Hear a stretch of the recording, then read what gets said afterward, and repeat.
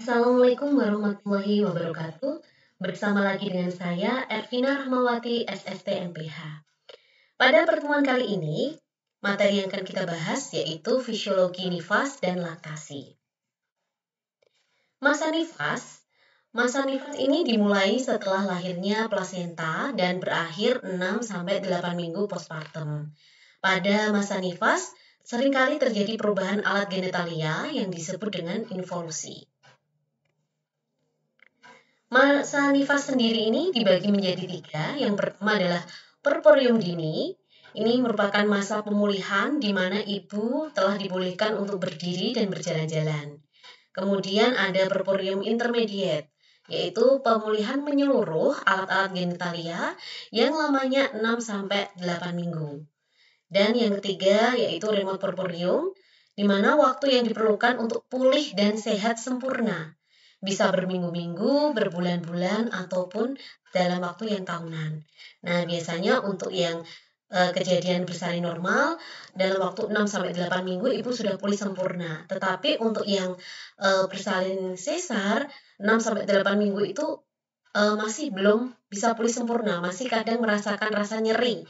Bahkan rasa nyeri masih bisa dialami sampai tahunan. Nah, ini yang dinamakan sebagai remote porphyrium.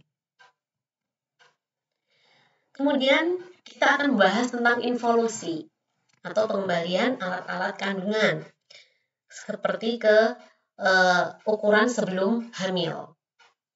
Yang pertama adalah uterus. Kemudian yang kedua adalah bekas implantasi uri. Yang ketiga jalan lahir. Kemudian lochea, serviks, dan ligamen-ligamen. Yang akan kita bahas pertama yaitu involusi uterus. Involusi uterus ini terjadi pada saat bayi lahir, TFU menjadi setinggi pusat. Jadi menurun menjadi setinggi pusat. Berat uterus pada waktu itu adalah 1000 gram atau 1 kilo. Kalau misalnya TFU-nya ketika bayi lahir TFU lebih dari pusat, nah ini merupakan suatu indikasi bahwa adanya komplikasi. Kemudian yang kedua adalah ketika uri lahir atau ketika plasenta lahir, yaitu pada kala 3. TFU-nya biasanya adalah 2 jari di bawah pusat. Beratnya sekitar 750 gram. Kemudian involusi ketika 1 minggu postpartum, ini TFU-nya adalah pertengahan pusat simfisis dengan berat setengah kilo atau 500 gram. Kemudian setelah 2 minggu postpartum, biasanya sudah tidak teraba di atas simfisis dan beratnya sekitar 350 gram. Ketika 6 minggu postpartum, ini sudah bertambah kecil, beratnya menjadi 50 gram. Dan ketika 8 minggu postpartum sudah sebesar normal atau sebesar telur, yaitu sekitar 30 gram. Kemudian involusi selanjutnya yaitu bekas implantasi uri atau implantasi penempelan dari plasenta. Ini akan mengecil karena adanya kontraksi. Jadi yang awalnya tadi adanya perlukaan bekas dari implantasi atau penempelan plasenta, kemudian karena adanya kontraksi dari otot-otot polos dari uterus atau rahim menyebabkan pembuluh darah yang ada di bekas penempelan plasenta tadi mengecil, sehingga akan menjadi lebih kecil nantinya bekas implantasinya dan menonjol ke kavum uteri dengan diameter 7,5 cm. Setelah 2 minggu, diameternya mengecil lagi menjadi 3,5 cm, pada minggu ke-6 menjadi 2,4 cm, dan minggu ke-8 biasanya sudah tidak ada bekas implantasi urinya. Jadi sudah pulih sempurna. Bagaimana dengan luka jalan lahir? Untuk involusi pembalian luka jalan lahir, bila tidak ada infeksi, biasanya dalam waktu 1 minggu kurang lebih sudah bisa sembuh gitu. Jadi luka jalan lahir ini atau bekas jahitan biasanya akan menjadi kembali menempel seperti kulit biasanya atau otot biasanya, akan menjadi sembuh sempurna ketika 1 minggu postpartum. Tapi kalau ada infeksi bisa lebih dari itu. Maka biasanya harus melakukan perawatan hygiene yang baik ketika memang ada luka jalan lahir atau jahitan, sehingga jahitannya itu lebih cepat untuk sembuh sempurna. Selanjutnya kita akan membahas tentang lokea. Lokea itu apa? Lokea adalah cairan atau sekret yang berasal dari kavum uteri dan vagina dalam masa nifas. Jadi cairan yang dikeluarkan oleh vagina ketika ibu selesai melahirkan. Ada beberapa jenis lokea yang harus diketahui. Yang pertama ada yang namanya lokea rubra atau cruenta. Ini biasanya keluar pada hari pertama sampai hari kedua postpartum. Berisi darah segar, berwarna merah. Kemudian ada kadang disertai dengan sisa-sisa selaput ketuban, sel-sel desi 2, vernica seosa atau lemak dari bayi, lanugo, rambut-rambut halus dari bayi, bahkan mekonium atau feses dari janin yang tertinggal. Kemudian jenis lokea selanjutnya ada lokea sanguinolenta. Ini terjadi pada hari ketiga sampai hari ketujuh postpartum. Warnanya merah kekuningan. Kalau rubra tadi warnanya merah, kalau sanguinolenta adalah merah kekuningan. Berisi darah dan lendir. Kemudian pada hari ke-7 sampai 14 postpartum, lokeanya menjadi lokea serosa, biasanya warnanya kuning dan sudah tidak ada darah lagi. Kalau sudah 2 minggu menjadi lokea alba atau cairan putih. Kemudian ini jadi 4 jenis ini biasanya. Kalau sudah 6 minggu biasanya sudah tidak keluar cairan lagi, cairan lokea lagi. Atau sudah selesai masa nifas. Nah, pada masa nifas terkadang bisa terjadi yang namanya lokea purulenta, yaitu pengeluaran dari sekret nifas akibat adanya infeksi. Jadi yang keluar itu tidak hanya darah tetapi seperti cairan nanah yang berbau busuk. Ini adalah tanda-tanda infeksi. Bisa jadi infeksi dari bekas jahitan atau infeksi lainnya. Kemudian lokeostasis, ini adalah lokea yang tidak lancar keluarnya. Involusi selanjutnya adalah involusi serviks atau leher rahim. Jadi setelah persalinan, biasanya yang membuka pada saat persalinan adalah serviks. Membuka berapa? 1 sampai 10 cm. Nah, ketika selesai persalinan, biasanya bentuk serviks menganga. Atau bahasa Jawanya adalah melongo, seperti corong. Konsistensinya biasanya lunak karena selesai atau habis adanya janin yang keluar. Kemudian tangan masih bisa masuk rongga rahim. Jadi beberapa saat setelah persalinan biasanya serviksnya terbuka, konsistensinya lunak dan tangan masih bisa masuk untuk misalnya melakukan manual plasenta jika plasentanya tidak bisa lahir atau mengeluarkan darah-darah atau stolsel, atau kadang bidan jika terjadi sisa plasenta yang belum keluar masih bisa mengeluarkan sisa-sisa plasenta yang masih menempel di rahim dengan memasukkan tangan ke dalam rahim tadi. Kemudian setelah 2 jam dapat dilalui 2 sampai 3 jari. Setelah 7 hari hanya dapat dilalui 1 jari saja. Involusi selanjutnya adalah ligamen. Ligamen fasia diafragma pelvis yang meregang saat persalinan berangsur-angsur pulih kembali. Nah, untuk memulihkan ini sebaiknya dilakukan latihan dan senam nifas. Bisa juga dengan senam Kegel. Bagaimana perawatan pasca persalinan atau pada saat nifas? Jadi, ibu harus melakukan mobilisasi. Kapan mobilisasi pertama dilakukan? Jadi, ibu istirahat tidur telentang selama 8 jam postpartum. Atau terkadang boleh miring kanan dan ke kiri. 2 jam postpartum biasanya sudah mulai miring kanan atau kiri. Kemudian setelah itu, ini gunanya untuk apa? Untuk mencegah trombosis dan tromboemboli. Jadi setelah itu boleh duduk dan latihan berdiri. Setelah 6-8 jam, boleh mulai duduk, kemudian berdiri. Kalau untuk yang SC, nah ini SC biasanya memang setelah 8 jam postpartum baru mulai latihan duduk. Kalau yang normal lebih cepat untuk latihan duduknya atau miring ke kanan, miring ke kirinya gitu. Kalau SC hari kedua baru bisa jalan-jalan. Kalau pada persalinan normal 6-8 jam postpartum sudah bisa jalan-jalan berdiri, bahkan mandi untuk membersihkan dirinya. Diet yang dilakukan untuk ibu nifas ini tidak boleh diet diet mutih atau hanya makan nasi dan lauk, tahu, tempe yang direbus.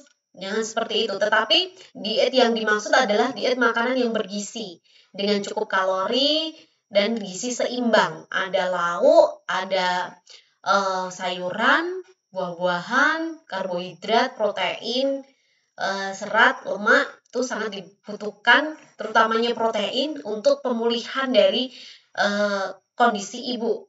Jadi sistem-sistem dalam tubuhnya biar kembali menjadi lebih sempurna, termasuk dari luka bekas implantasi plasenta maupun luka jalan lahirnya. Kemudian mixi atau kencing ini bisa dilakukan sendiri secepat mungkin. Jadi kalau memang ibu pengen kencing, ya udah kencing saja walaupun tadinya misalnya ada jahitan, jangan sampai ditahan.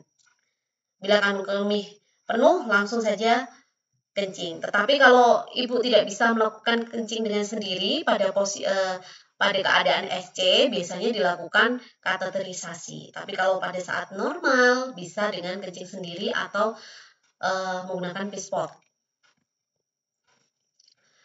Defekasi atau BAB ini harus dilakukan kurang dari 4 hari postpartum. Gitu. Sebisa mungkin jika mules pengen BAB langsung dilakukan BAB karena semakin lama ditahan, feses akan menjadi semakin keras dan akan menjadi susah untuk keluar. Gitu. Jadi bila masih sulit BAB dan konsistensi dari BAB-nya keras, ya harus dilakukan pemberian laksatif atau pemberian makanan yang banyak serat, terutama minum air putih yang banyak. Itu sangat membantu untuk melancarkan proses pencernaan setelah bersalin. Kemudian perawatan payudara ini dimulai sejak hamil dan dilanjutkan setelah persalinan. Kebersihan payudara juga harus tetap dijaga. Untuk apa? Untuk proses menyusui bayi. Kemudian laktasi dimulai pertama kali dengan melakukan IMD atau inisiasi menyusu dini pada bayi baru lahir. Jadi ketika bayi lahir, kemudian masih dalam keadaan telanjang, dia hanya dilap saja atau dikeringkan tubuhnya agar tidak terjadi penguapan cairan. Kemudian setelah itu dikasih topi dan langsung kemudian ditaruh di dada ibu. Sehingga bayi nanti akan belajar merangkak di dada ibu, mencari puting susu ibunya, dan kemudian menyusu pada ibunya. Ini sangat penting sekali, karena apa? Karena inisiasi menyusu dini ini sangat membantu proses pemulihan atau involusi uterus dan membantu kontraksi dari rahim. Sehingga apa? Sehingga dapat mencegah terjadinya perdarahan. Selain itu juga dapat memberikan makanan pertama pada bayi. Yang selanjutnya, laktasi ini juga melaksanakan ASI eksklusif. Jadi setelah IMD tidak serta-merta kemudian berikan ASI tapi juga ditambahi susu formula, tidak. Tetapi sangat dianjurkan untuk pemberian ASI eksklusif pada bayi 0-6 bulan. Gitu. Dan bisa dilanjutkan ASI sampai 2 tahun dengan tambahan makanan pendamping ASI. Jadi sangat penting sekali pemberian ASI eksklusif, karena apa? ASI ini sendiri sangat bermanfaat untuk bayi maupun ibunya. Untuk bayi dapat mencegah infeksi, memberikan nutrisi yang baik untuk tubuhnya, sehingga penambahan berat badan bayi juga akan signifikan. Kemudian ibunya juga sangat bermanfaat dengan pemberian ASI eksklusif ini, selain untuk mencegah perdarahan, kemudian untuk mengembalikan rahim atau involusi uterus lebih cepat. Selain itu juga bisa mengurangi atau hemat biaya, kemudian juga untuk menurunkan berat badan ibu secara drastis juga bisa dengan melakukan ASI eksklusif ini. Dan tetap menyusui bayi walaupun ASI belum keluar. Jadi walaupun belum keluar bukan alasan seorang ibu untuk tidak memberikan ASI pada bayinya. Semakin sering dirangsang, semakin cepat ASI itu keluar. Bagaimana merangsangnya? Ya, dengan cara tetap menyusui bayi walaupun ASI-nya masih belum keluar. Kemudian tidak memberikan makanan tambahan apapun selain ASI. Jadi pada saat umur 0 sampai 6 bulan hanya ASI saja. Jangan sampai diberikan bubur, sun. Tidak boleh pakai merek ya. Bubur, maksud saya bubur beras, bubur apa, atau mungkin sisiran pisang dan lain sebagainya, termasuk madu, itu juga tidak boleh diberikan pada usia dini ya. Susu formula juga sebaiknya jangan diberikan. Jadi hanya ASI saja, makanan terbaik untuk bayi. Untuk pemeriksaan postnatal atau pemeriksaan nifas ini yang harus dilakukan seorang bidan dan yang biasanya nanti dicatat di rekam medis untuk mengetahui kondisi dari ibu dan bagaimana nanti tindakan yang harus dilakukan ketika ada hasil pemeriksaan. Itu adalah yang pertama adalah mencegah perdarahan. Jadi dengan melakukan pemeriksaan uterus, kontraksinya bagaimana, kemudian melihat apakah perdarahannya banyak atau sedikit, kemudian mencegah hipotermi pada bayi atau mencegah kehilangan suhu tubuh, yaitu dengan mengeringkan bayi tadi setelah bayi lahir, kemudian menaruh di dada ibu. Dengan melakukan IMD itu juga mencegah hipotermi, karena apa? Panas dari tubuh ibu akan mengalir pada bayi. Selain itu, tidak hanya ditempelkan ke dada ibu, tetapi juga harus ditutupi dengan selimut dan diberikan topi. Itu untuk menjaga kehangatan bayi. Pemeriksaan umum pada ibu nifas terdiri dari tekanan darah, nadi, suhu, respirasi, kemudian keadaan umumnya bagaimana. Kemudian dari pemeriksaan payudara dilihat apakah sudah ada pengeluaran ASI atau belum, bayinya bisa mengenyot atau tidak. Kemudian puting susunya bagaimana, apakah sudah menonjol atau tenggelam. Kalau memang tenggelam harus dibantu untuk dilakukan suatu prasat sehingga nanti puting susunya tarikan sehingga puting susunya nanti dapat menonjol dan dapat dikenyot oleh bayi. Kemudian mengetahui involusi uterusnya seperti apa dengan melihat kontraksinya, pengeluaran darahnya, lokianya bagaimana, dan nutrisinya bagaimana untuk ibu nifas. Jangan sampai ibu nifas malah kekurangan nutrisi dengan adanya adat istiadat mengharuskan ibu nifas untuk makan hanya nasi putih saja atau mungkin hanya lauknya yang sederhana dengan dikukus saja tanpa adanya tambahan makanan lain atau protein-protein yang lain maupun lemak, serat, dan lainnya. Itu juga harus dipantau untuk memulihkan anggota organ-organ reproduksi yang telah melahirkan tadi. Selanjutnya kita akan membahas tentang struktur payudara dan fisiologi laktasi. Jadi ini adalah gambaran dari payudara. Payudara terdiri dari jaringan lemak yang kuning-kuning ini, kemudian yang seperti anggur berwarna ungu-ungu. Gelembung-gelembung ini adalah namanya lobula atau lobus, kelenjar air susu. Kemudian lobus-lobus ini akan mengalir ke ductus atau saluran air susu. Kemudian ini adalah areola, bagian di mana yang berwarna hitam melingkar. Kemudian ini adalah puting susu. Dan yang dari ductus tadi akan mengalir ke bagian yang membesar melebar ini, yang berada di bawah areola. Ini namanya adalah bagian ductus yang menahan air susu. Ini adalah otot, ini tulang rusuk. Nih. Payudara adalah kelenjar yang terletak di bawah kulit dan di atas otot dada. Ada 3 bagian utama payudara. Yang pertama adalah korpus atau badan payudara. Jadi yang membesar ini adalah korpus. Kemudian areola, bagian yang menghitam, yang berbentuk lingkaran di tengah. Kemudian papila atau puting susu, yaitu bagian yang menonjol di puncak payudara.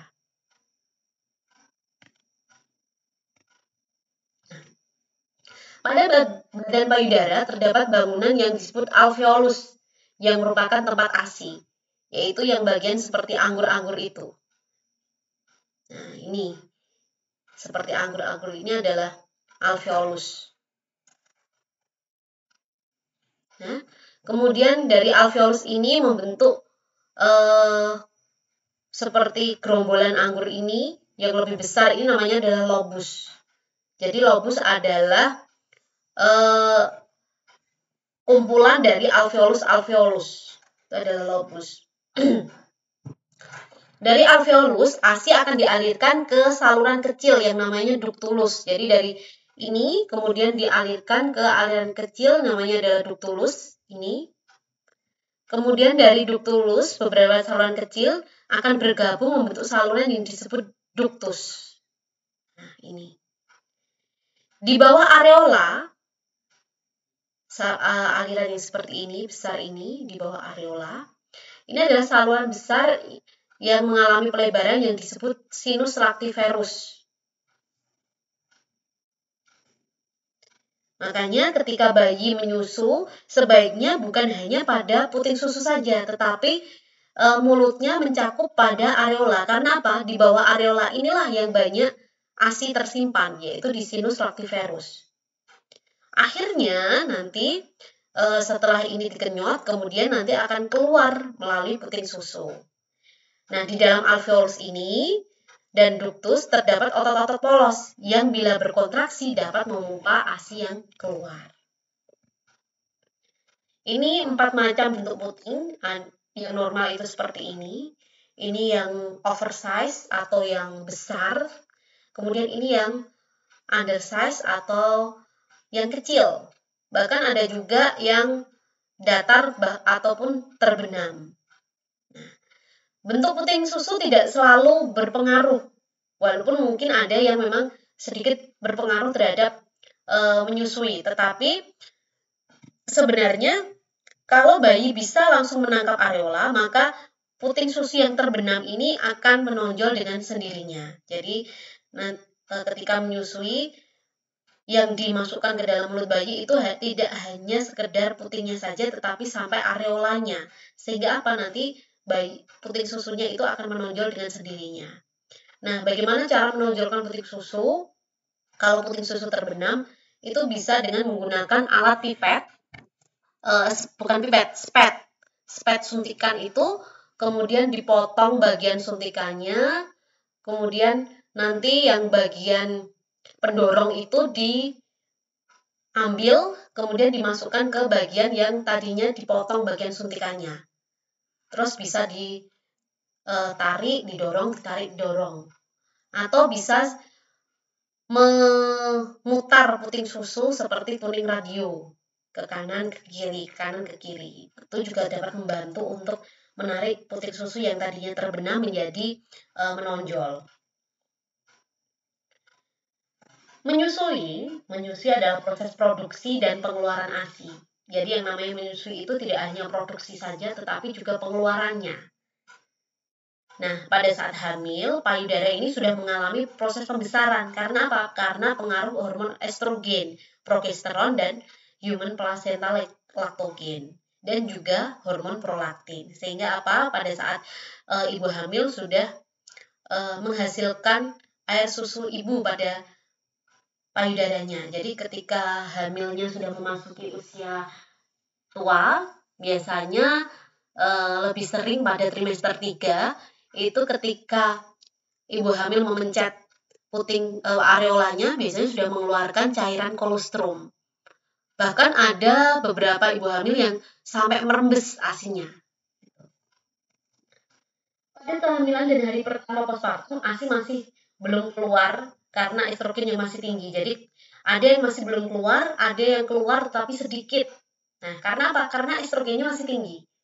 Nanti kalau sudah dirangsang dengan cara bayi disusui IMD, kemudian diperah terus-menerus, maka akan lebih cepat keluar dengan derasnya gitu. Tapi kalau ditunggu, masih belum keluar kok, ditunggu, nanti jangan diminumkan dulu. Nah, ya nggak akan keluar, justru produksinya akan semakin bertambah, payudaranya akan semakin besar atau bengkak, tetapi tidak dikeluarkan. Akibatnya apa? Akibatnya bisa terjadi bengkak pada payudara, bahkan berakibat mastitis atau bahkan abses payudara. Ini yang tidak diinginkan karena apa? Ibu nifas yang mengalami mastitis atau abses itu akan merasakan badan nggak enak, kemudian pegel-pegel, bahkan panas, tinggi, demam, dan rasa yang benar-benar tidak mengenakan gitu. Jadi ketika memang habis melahirkan langsung lakukan IMD, susui bayi sesering mungkin gitu. Walaupun posisinya masih belum keluar ASI-nya atau keluarnya hanya sedikit. Nah, pada hari kedua sampai ketiga, estrogen ini sudah mulai turun drastis. Nah, pada saat ini mulailah pengeluaran ASI. Dengan menyusukan lebih dini, pengeluaran ASI menjadi lebih cepat. Ada dua refleks yang penting dalam laktasi. Yang pertama adalah refleks prolaktin. Nah, pada puting susu banyak terdapat ujung saraf. Bila dirangsang, akan timbul rangsangan menuju hipotalamus, yang selanjutnya ke kelenjar hipofisis anterior. Jadi dari hipotalamus kemudian ke kelenjar hipofisis anterior, sehingga kelenjar ini mengeluarkan hormon prolaktin. Jadi hipotalamus ini ke ini hipofisis anterior atau hipofisis bagian depan, sehingga mengeluarkan prolaktin. Hormon inilah yang memproduksi ASI di tingkat alveolus. Jadi yang memproduksi ASI adalah prolaktin. Gitu.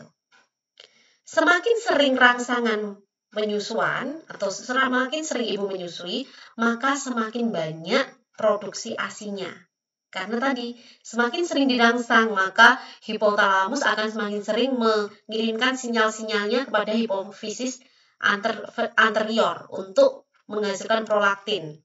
Prolaktin akan merangsang produksi ASI. Selain itu, hormon ini juga lebih banyak pada aktif pada malam hari dan bersifat menekan ovulasi. Jadi semakin sering menyusui pada malam hari biasanya sering dapat menekan ovulasi atau menekan kesuburan kembali. Ini yang biasanya dimanfaatkan ibu untuk metode alamiah laktasi atau MAL selama 0-6 bulan.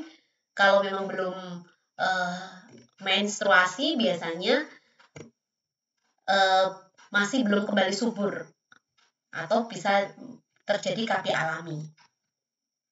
Kemudian refleks oksitosin atau Ledon refleks ini adalah rangsangan yang berasal dari puting susu. Rangsangan yang berasal dari puting susu, ketika bayi mengenyot puting susu, tidak hanya diteruskan sampai ke hipofisis anterior yang tadi menghasilkan prolaktin, tetapi juga ke hipofisis posterior atau hipofisis yang bagian belakang. Jadi hipofisis itu ada depan belakang. Kalau depan menghasilkan prolaktin, kalau belakang menghasilkan oksitosin. Nah, hormon oksitosin inilah yang memacu kontraksi otot polos, baik pada payudara maupun pada uterus. Pada payudara, dia akan memompa kontraksi otot polos ini yang di dinding alveolus akan memompa, sehingga ASI akan keluar. Makin sering menyusui, maka pengeluaran ASI akan semakin lancar. Jadi ketika ASI belum keluar, jangan malah tidak menyusui, tapi tetap menyusui bayi. Karena semakin sering disusui, maka ASI akan semakin cepat keluar dengan derasnya. Hormon ini juga mencegah perdarahan karena apa? Oksitosin tadi tidak hanya mempengaruhi kontraksi pada payudara, tetapi juga kontraksi pada uterus, sehingga mencegah perdarahan.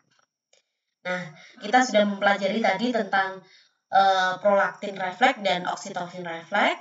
Kemudian kalau itu pada ibu. Kalau refleks pada bayi, menyusui pada bayi, ada refleks menangkap atau rooting refleks. Kemudian refleks menghisap atau swallowing refleks, dan refleks menelan atau sucking refleks.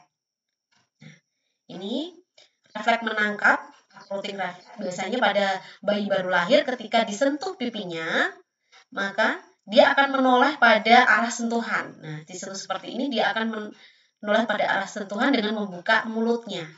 Kemudian dia akan berusaha untuk menangkap benda yang tadinya menyentuh. Misalnya yang disentuh adalah puting susu, maka dia akan menangkap puting susu itu termasuk areolanya, kemudian Selanjutnya adalah menghisapnya atau swallowing reflex.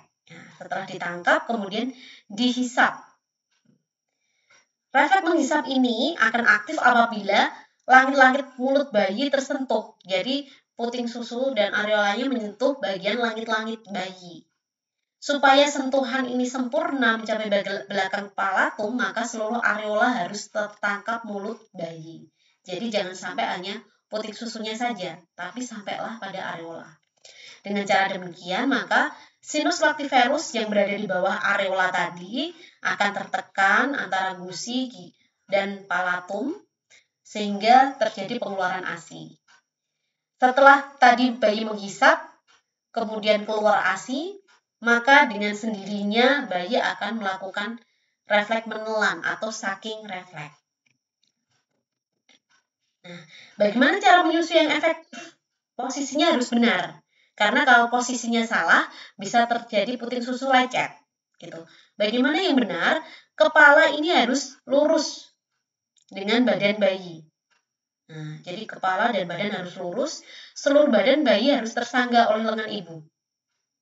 Badan bayi menghadap ke arah ibu seperti ini. Jadi bukan menghadap ke atas, tetapi menghadap ke arah ibu. Dan badan bayi juga harus dekat dengan ibu. Jadi kepala, badan searah, kemudian semuanya disangga oleh lengan ibu.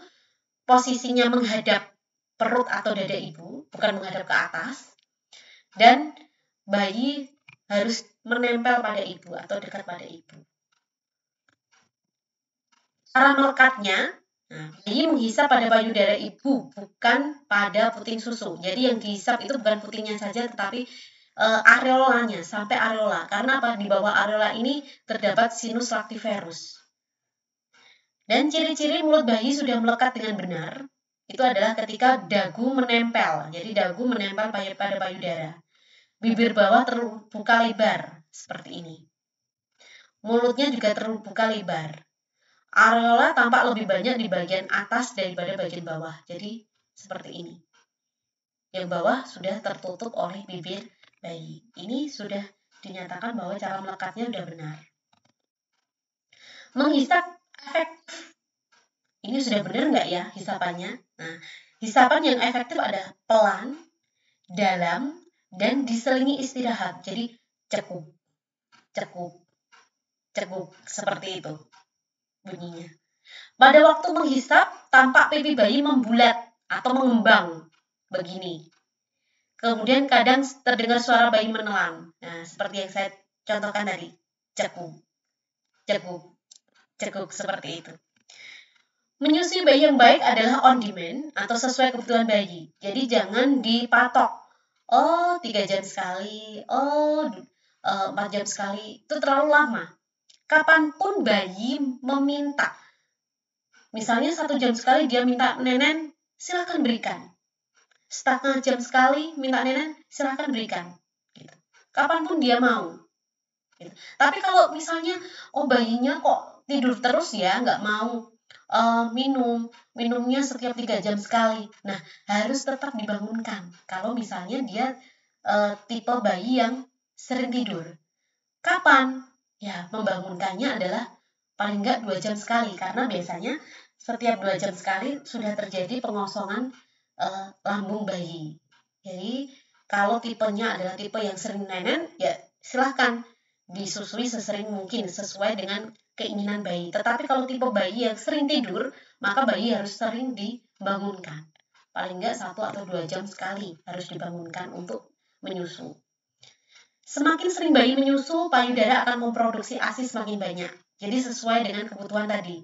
Kalau kita menyusuinya semakin sering, maka produksinya juga semakin banyak. Pengeluarannya pun akan semakin banyak. Tetapi kalau kita eman, nanti aja lah menyusuinya atau males lah. Nah, itu juga akan semakin sedikit produksinya. Kemudian, bagaimana cara melepas bayi?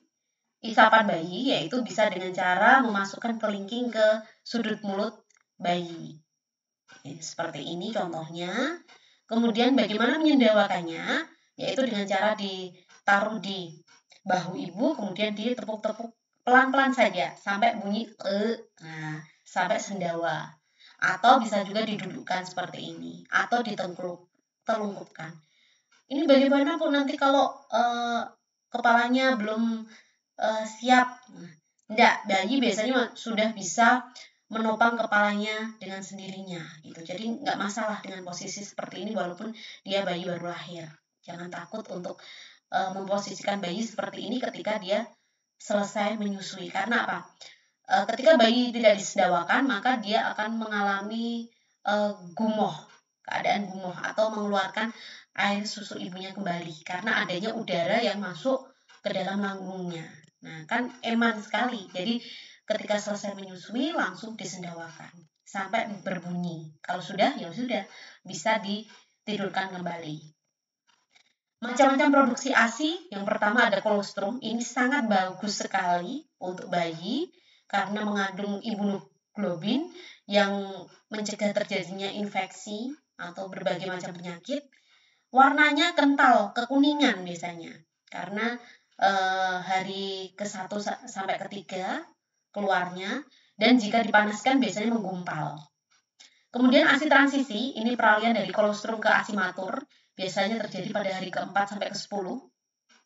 Dan kalau ASI matur pada hari lebih dari 10, cairannya dapat berwarna lebih putih dan ketika dipanaskan tidak menggumpal. Nah, sekarang kita masuk pada contoh kasus bukan patologi persalinan ya, ini salah dalam menuliskan contoh kasusnya. Yang benar adalah maksudnya ada contoh kasus fisiologi nifas. Kasusnya sudah benar fisiologi nifas, tetapi judul di sini yang belum saya edit. Yang pertama, seorang PMIK ahli menelaah rekam medis rawat inap pasien perempuan usia 21 tahun melahirkan anak pertama. Pada berkas rekam medis hari kedua postpartum tertulis hasil pemeriksaan ibu masih mengeluarkan cairan pervaginam berwarna merah segar. Apa istilah medis yang tepat berdasarkan kasus tersebut? Pilihannya ada Lochia rubra, Lochia serpulenta, purulenta, serosa, atau alba. Silahkan nanti dianalisis, kemudian dijawab di pertemuan kita selanjutnya. Nah, kemudian yang kedua ini adalah seorang PMIK ahli menelaah rekam medis rawat inap pasien perempuan usia 23 tahun melahirkan anak pertama secara SC atau seksio sesar. Pada berkas rekam medis hari ketiga postpartum tertulis hasil pemeriksaan payudara ibu bengkak, nyeri dan ASI tidak keluar. Apa refleks yang dialami ibu tersebut pada kasus ini? Yang pertama pilihannya ada sucking reflex, kemudian swallowing reflex, rooting reflex, ledon reflex, dan prolactin reflex. Silahkan untuk nantinya dianalisis dan dijawab apa jawabannya yang tepat. Gitu.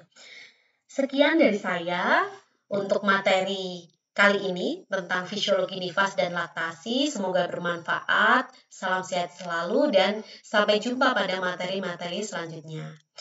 Terima kasih. Wassalamualaikum warahmatullahi wabarakatuh.